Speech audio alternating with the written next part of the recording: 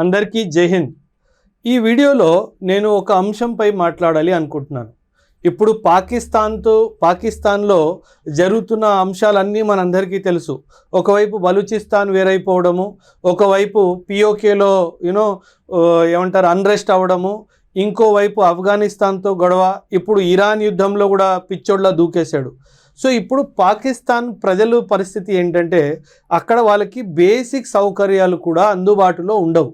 అప్పుడు వాళ్ళు ప్రభుత్వాన్ని ప్రశ్నిస్తారు, అసలు నువ్వు ఎందుకు చేస్తున్నావు, ఇరాన్ యుద్ధంలో వెళ్ళాల్సిన అవసరం నీకు ఎందుకు వచ్చింది, మరెన్నో అంశాలు దీని మీద వీళ్ళు మాట్లాడతారు. సో ఖచ్చితంగా వాళ్ళ దృష్టిని, వాళ్ళ అటెన్షన్ని డైవర్ట్ చేయాలి అనే ఉద్దేశంతో ఈ వెధవులు ఇండియా మీద ఏదో ఒకటి చేయడము ఖచ్చితంగా జరుగుతుంది. అందుకే టైటిల్ ఏమిచ్చానంటే భారత్పై పాకిస్తాన్ యుద్ధ వ్యూహం. ఇప్పుడు వీళ్ళు ఏం చేస్తారంటే పాకిస్తాన్ ఆర్మీ కానీ లేదా వాళ్ళు తయారు చేసుకున్న కొన్ని కుక్కలు ఉన్నాయి కదా, టెర్రరిస్టులు అంటారు వాళ్ళనైనా ఇండియా మీదకి పంపించే అవకాశం ఉంది. గత వారం 10 రోజుల్లోనే గుజరాత్లోని ATS యాంటీ టెర్రరిస్ట్ స్క్వాడ్ వాళ్ళు 15 దాకా టెర్రరిస్ట్ని అప్రిహెండ్ చేయడం జరిగింది, అంటే వాళ్ళని అరెస్ట్ చేయడం జరిగింది. వీళ్ళు ఏదో ఇండియాలో చాలా పెద్దగా ప్లాన్ చేస్తున్నారు. ఇలా టెర్రరిస్ట్ని పంపించి టెర్రరిస్ట్ అటాక్ పహల్గామ్ లాగా, పుల్వామా లాగా ఒక టెర్రరిస్ట్ అటాక్ చేయడానికి మన దేశంలో వీళ్ళు ప్రయత్నిస్తున్నారు. మనకు గుర్తుంటే ఆపరేషన్ సింధూర్ తర్వాత కూడా అక్కడ జైషే మొహమ్మద్ ఎవరైతే చీఫ్ ఉన్నాడో మౌలానా మసూద్ అజర్, తను చెప్పాడు కూడా, మీరు నా యొక్క ట్రైనింగ్ క్యాంప్ మీద, బహావల్పూర్ అనే ట్రైనింగ్ క్యాంప్ మీద మీరు దాడి చేసిన దాంట్లో నా ఫ్యామిలీ మెంబర్స్ చనిపోయారు, నేను దీనికి ఖచ్చితంగా ప్రతీకారం తీర్చుకుంటాను అని చెప్పి కూడా తను సవాల్ చేయడం జరిగింది. సో అదే క్రమంలో వీళ్ళు మరొకసారి మన దేశం మీద దాడి చేయడం ఖచ్చితంగా జరుగుతుంది. అది టెర్రరిస్ట్ దాడి అయ్యే అవకాశం చాలా ఎక్కువగా ఉంది. సో మనం అందరము చాలా జాగ్రత్తగా ఉండాల్సిన అవసరం ఉంది. మన LOC మొత్తం ఏదైతే లైన్ ఆఫ్ కంట్రోల్ ఉందో జమ్మూ అండ్ కాశ్మీర్లో అండ్ ఇతర రాష్ట్రాలు ఏవైతే పాకిస్తాన్తో వాటికి బార్డర్ ఉందో, గుజరాత్ కానివ్వండి, రాజస్థాన్ కానివ్వండి, పంజాబ్ కానివ్వండి, జమ్మూ ప్రాంతం కానివ్వండి, అక్కడ పెట్రోలింగ్ చాలా ఇంటెన్సిఫై చేయాల్సిన అవసరం కూడా ఉంది. అండ్ అందులో భాగంగా అతి ముఖ్యంగా ఇప్పుడు ఆగస్టు 15 దగ్గరగా ఉంది, ఒక నెల రోజులు కూడా లేదు. సో ఖచ్చితంగా ఇండిపెండెన్స్ డే ఎప్పుడైతే మనం సెలబ్రేట్ చేసుకుంటామో ఆ రోజు కూడా మన దేశాన్ని అటాక్ చేసే అవకాశం అయితే ఖచ్చితంగా ఉంది. సో మనం చాలా జాగ్రత్తగా ఉండాలి. ఒకటి టెర్రరిస్ట్ అటాక్, రెండవది ఏంటంటే ఇప్పుడు అందరూ ఈ ఇరాన్ అమెరికా యుద్ధము World War III యుద్ధం లాగా మారిపోయే అవకాశం ఉంది అని కూడా అంటున్నారు. అది కూడా కరెక్టే. అమెరికా తన మీద ఉన్న వరల్డ్ అటెన్షన్ని డైవర్ట్ చేయడానికి బహుశా పాకిస్తాన్కి ఒక ఇన్స్ట్రక్షన్ ఇచ్చే అవకాశం ఉంది. నువ్వు POKలో జరుగుతున్న నిరసనలు జరుగుతున్నాయి కదా, ఇంకా ఫుల్ ఫ్లెజ్డ్గా నువ్వు ఇండియా మీద ఇంకోసారి దాడికి వెళ్ళు అని చెప్పే అవకాశం కూడా సీక్రెట్లీ ఖచ్చితంగా ఉంది. లేదా చైనా కూడా పాకిస్తాన్ని కొన్ని డబ్బులు ఇచ్చైనా సరే, ఇంకా యుద్ధ ఆయుధాలు ఏమైనా ఇచ్చైనా సరే ఇండియా మీదకి పంపించే అవకాశం అయితే ఖచ్చితంగా ఉంది. సో మనము చాలా జాగ్రత్తగా ఉండాలి. రాష్ట్రాలు ఏవైతే బార్డరింగ్ స్టేట్స్ ఉన్నాయో అది ఈస్ట్ అయి ఉండొచ్చు, అది వెస్ట్ అయి ఉండొచ్చు. ATS వాళ్ళు 15 మందిని ఎవరినైతే అరెస్ట్ చేశారో వాళ్ళు ఏంటి, ఇండియాలో ఉంటుండగా ఒక స్లీపర్ సెల్ని ఎస్టాబ్లిష్ చేసి భారత్ మీద ఎలా దాడి చేయాలో అన్న ప్రయత్నం కూడా చేస్తున్నారని కూడా మనకి తెలిసింది. వీళ్ళు ఎంత బ్యూటిఫుల్గా ప్లాన్ చేశారంటే ఒక్కొక్కసారి భయం వేస్తుంది. చూడండి, నేను ఎక్స్ప్లెయిన్ చేస్తాను అసలు స్లీపర్ సెల్ అనేది ఎలా పనిచేస్తుందో ఒక డయాగ్రామ్ వేసి నేను మీకు ఎక్స్ప్లెయిన్ చేస్తాను. ఫర్ ఎగ్జాంపుల్, ఇది ఇండియాకి పాకిస్తాన్కి బార్డర్ అనుకుందాం. ఇది ఇండియా పాకిస్తాన్ బార్డర్ అని అనుకుందాం. ఇటువైపు పాకిస్తాన్ ఉంది అనుకుందాము అండ్ ఇటువైపు ఇండియా ఉంది అని అనుకుందాం.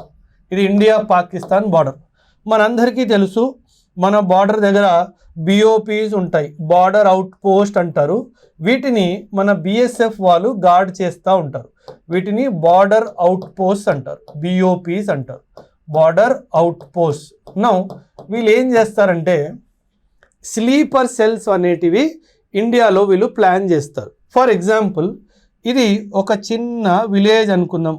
ఈ విలేజ్లో ఇలా కొన్ని ఇల్లులు ఉన్నాయి అనుకుందాం. వీళ్ళు ఏం చేస్తారంటే ఇలా ఈ ఇళ్లల్లోకి ఇక్కడ నుంచి టెర్రరిస్టులను ఇన్ఫిల్ట్రేట్ చేయడం జరుగుతుంది. ఈ ప్రాసెస్ని ఏమంటారు? ఇన్ఫిల్ట్రేషన్ చేస్తారు. ఎవరిని? ఇలా ట్రైన్డ్ టెర్రరిస్టులు ఎవరైతే ఉంటారో వీళ్ళని మన దేశంలో ఇన్ఫిల్ట్రేట్ చేస్తారు. అండ్ ఇన్ఫిల్ట్రేట్ చేసి వీళ్ళని ఒక స్లీపర్ సెల్ లాగా మెయింటైన్ చేస్తారు. ఏమని? మేము చెప్తాము, మేము చెప్పినప్పుడు, మేము ఇచ్చిన ఆదేశం ఇచ్చినప్పుడు మీరు యాక్షన్ చేయాలి అని.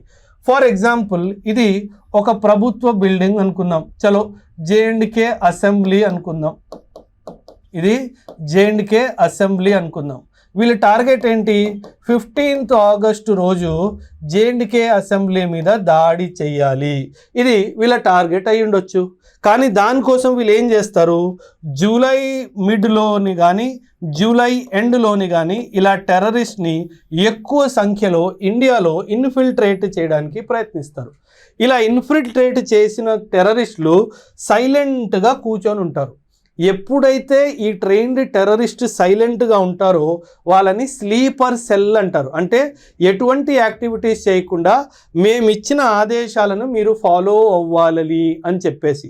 ఇప్పుడు ఈ టెర్రరిస్టులు ఎవరైతే వస్తారో వీళ్ళు ఆయుధాలతో రావచ్చు, ఆయుధాలు లేకుండా నార్మల్గా ఇన్ఫిల్ట్రేట్ అవ్వచ్చు, ఆయుధాలు ఇక్కడ వీళ్ళకి సప్లై చేయొచ్చు.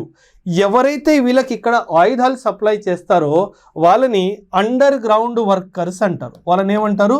అండర్ గ్రౌండ్ వర్కర్స్, UGWs అంటారు. Under ground workers. వీళ్ళు ఈ అండర్ గ్రౌండ్ వర్కర్స్ అసలు దరిద్రం ఏంటంటే ఈ అండర్ గ్రౌండ్ వర్కర్స్ మన దేశ నాగరికులు కూడా అయ్యే అవకాశం ఉంది. పాకిస్తాన్ వాడు వచ్చి అక్రమంగా ఉండి వాడు UGWలా పనిచేయచ్చు, లేదా మన వాళ్ళే డబ్బుకి కక్కుర్తి పడిపోయి దేశాన్ని అమ్మేసే వెధవలు కొందరు ఉంటారు కదా, వాళ్ళు కూడా UGW లాగా మారిపోవచ్చు. ఈ UGW వాళ్ళు ఏమేమి చేస్తారంటే వీళ్ళకి వెపన్స్ సప్లై చేస్తారు, వీళ్ళకి మిలిటరీ ఇంటెలిజెన్స్ ఏదైతే ఉంటుందో ఆ మిలిటరీ ఇంటెలిజెన్స్ని కూడా సప్లై చేస్తారు. వీళ్ళు ఎక్కడైతే దాడి చేయాలో ఆ లొకేషన్ యొక్క రెకీ అండ్ రెకగ్నైజెన్స్ అంటే ఆ సర్వేలెన్స్ చేయడంలో వీళ్ళకి సపోర్ట్ చేస్తారు. ఇంకేమైనా వాళ్ళకి కావాల్సిన logistics, basic essentials, food, water ఇవన్నీ కూడా ప్రొవైడ్ చేస్తారు UGWs. ఇలా వీళ్ళు ఒక స్లీపర్ సెల్ లాగా ఇక్కడ వెయిట్ చేస్తూ వాళ్ళకి ఇక్కడ నుంచి ఆదేశం వచ్చినప్పుడు ఇక్కడికి వెళ్ళి అటాక్ చేయడం జరుగుతుందన్నమాట. గుజరాత్లో ఉన్న ATS వాళ్ళు ఇలా ఒక స్లీపర్ సెల్ ఎందులో అయితే 15 మంది ఇండియా మీద ఒక టెర్రరిస్ట్ అటాక్ చేయాలని వచ్చారో వాళ్ళని అప్రిహెండ్ అంటే వాళ్ళని అరెస్ట్ చేయడం జరిగింది.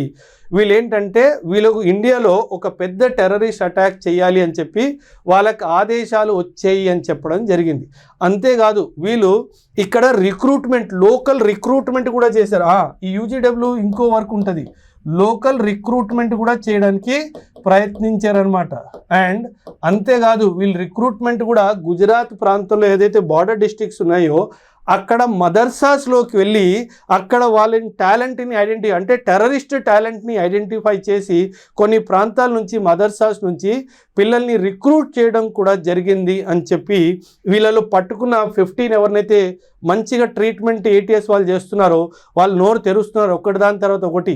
ఇన్ఫ్యాక్ట్ వీళ్ళు ఒక సెల్ కూడా ఎస్టాబ్లిష్ చేశారు. ఒక సెల్ అంటే ఒక పేరుతో ఒక టెర్రరిస్ట్ ఆర్గనైజేషన్ దారుల్ ఇస్లాం జైషే మొహమ్మద్ అని చెప్పేసి ఇండియాలో దాని యొక్క స్ప్లింటర్ ఎలిమెంట్ కూడా ఇక్కడ వీళ్ళు చేశారు అని చెప్పేసి తెలుస్తుంది.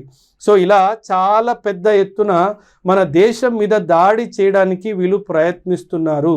సో మనం చాలా జాగ్రత్తగా ఉండాల్సిన అవసరం ఉంది. ఎస్పెషలీ ఏవైతే రాష్ట్రాలు మనకి బార్డర్లో ఉన్నాయో పాకిస్తాన్ బార్డర్లో వాళ్ళు మాత్రం చాలా జాగ్రత్తగా ఉండాల్సిన అవసరం ఖచ్చితంగా ఉంది. అండ్ ఆగస్టు 15th రాబోతుంది. ఇలా టెర్రరిస్ట్ అటాక్స్ మన దేశంలో నలుమూలలా జరిగాయి. మన హైదరాబాద్లో కూడా 3-4 సార్లు టెర్రరిస్ట్ అటాక్ జరిగింది. లుంబిని పార్క్లో కానివ్వండి, గోకుల్ చాట్ దగ్గర కానివ్వండి, దిల్సుఖ్ నగర్లో కానివ్వండి, ఇలా హైదరాబాద్లో కూడా జరిగాయి. సో మీరందరూ చాలా జాగ్రత్తగా ఉండాల్సిన అవసరం కూడా ఉంది. సో పాకిస్తాన్ చేస్తున్న ఈ దుస్సాహసం, పాకిస్తాన్ ఈ దుర్బుద్ధి ఏదైతే ఉందో ఈ అంశంపై మీ కమెంట్స్ని ఖచ్చితంగా కమెంట్స్లో మీ అభిప్రాయాల్ని ఖచ్చితంగా కమెంట్స్లో తెలియచేయండి. థ్యాంక్ యూ అండ్ జై హింద్.